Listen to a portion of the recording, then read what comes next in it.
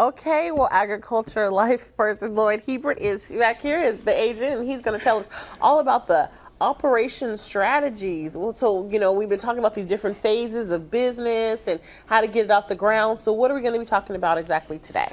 Well, operation strategy is kind of complex, but it really revolves around the processes that a small business puts in place to deliver their products or their services to the public. And so everything happens for a reason and a purpose, and most people don't think about all of the different elements that go into doing that. For instance, if you were to buy a car, you don't really care about the steering wheel or the brakes and how they were put together. You just want to drive the car. Yeah, make but sure there's make sure they work. Yeah, so there are processes that manufacturing puts in place Yeah. to do that kind of thing. And you need to do that as well with your small businesses, to put all of your processes together, even if it's not a service related thing or a product thing that you're selling. Let's say you're doing consulting or you're a therapist, you still have to put processes in place for how you're going to deliver your products and your services to your consumer.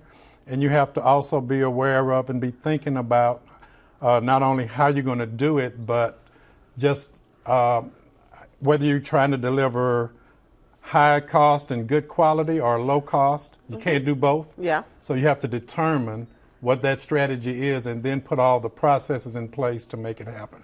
And I know that sounds simple, but it's really not. Yeah, exactly, because it has a lot of factors have to go into that. Exactly. Now, with operation strategy, at what point in planning for your business does that come into place? Is that something you should have, at the beginning, or?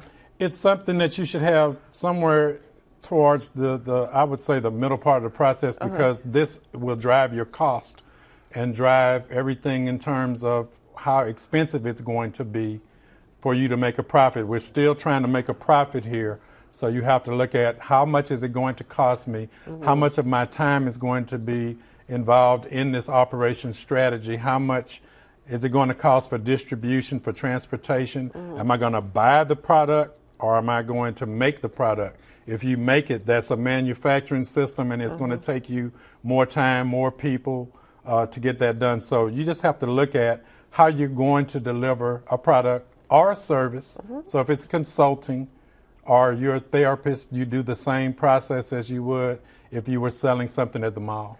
All right, Lloyd, as always, thank you so much. And of course, you're going to join us next week as we continue talking about operation strategy.